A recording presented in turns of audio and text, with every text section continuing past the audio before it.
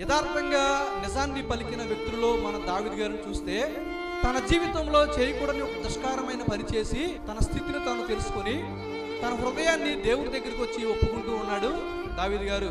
నేను ఇష్టానుసారమైన జీవితాన్ని జీవించాను, నా హృదయాన్ని పరిశుద్ధపరచండి ప్రభువా, నా అంతరంగంలో స్థిరమైన మనసును నూతనంగా పుట్టించండి ప్రభువా అని తన హృదయ అంతరంగం నుంచి దావీదు గారు మాట్లాడుతూ ఉన్నారు. ఇలాంటి వ్యక్తులు ప్రభువు కావాలి.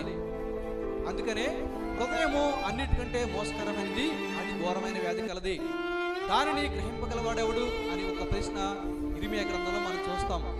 అందుకనే ఆయన మన హృదయాన్ని అడుగుతూ ఉన్నారు.